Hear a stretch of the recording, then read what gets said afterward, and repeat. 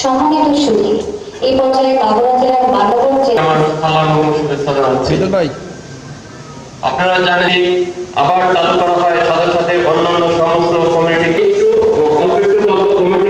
এরকম একটা ইয়ে দেওয়া হয়েছে যে গত বছর এসএসসি পরীক্ষাতে মাগুরা জেলায় পাস ছিল 80.something%।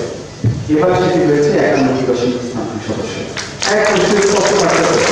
আমি আর কিছু বলতে চাই না, কারণ শিক্ষা থেকে চলে যাবে, প্রত্যেকটা সেক্টর থেকে চলে যাবে। কিন্তু এই স্বাস্থ্যটা এতটাই গুরুত্বপূর্ণ। আপনারা জানেন যে আগে আমার স্বাস্থ্য থাকবে, তো সেক্ষেত্রে সবচেয়ে রোগী কি আছে, কোন সরকারের কোন সংস্থাতে কাজ করছে, সকল কিছুর সাথে স্বাস্থ্য ব্যবস্থা নিশ্চিত করতে হবে। রাষ্ট্রতে সবচেয়ে গ্রাসরুট তৃণমূল পর্যায়ে যে এনটিটি, সেটি হলো কমিউনিটি।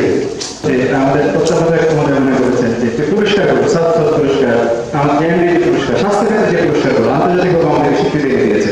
ইভেন মাননীয় প্রধানমন্ত্রী এই যে জাতিসংঘের মহাসচিব এবং জাতিসংঘের আপনার মহাসচিব বলে কমিউনিটি ক্লিনিক করা, এবং সেই কমিউনিটি ক্লিনিক কিভাবে করবে, যে সেই কমিউনিটি আবার একটা প্ল্যান করেছেন এখন।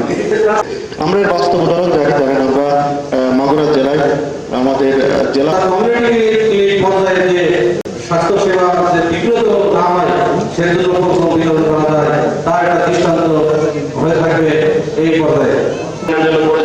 সেই সমস্ত সেবা দেওয়া হয়। আমি আর একটা কথা বলে রাখি, তো প্রাথমিক স্বাস্থ্য সেবার ভিতরে আমরা কি কি সেবা ওখানে দিয়ে থাকি, ওখানে মেইনলি আমরা যেটা করি সেই অনেক জটিল কোনো রোগের আসলে আশা করি সেটা অবশ্যই অনেক বেশি গভীর জানেন, গভীরতা জানেন, সেটা আমি বলবো না। তারপরেও ওনারা যতটুকু জানেন, এটা আমি মনে করি যে একজন মানুষের তৃণমূল পর্যায়ে যে এনটিটি, সেটি হলো কমিউনিটি। আমার শুভেচ্ছা জানাচ্ছি।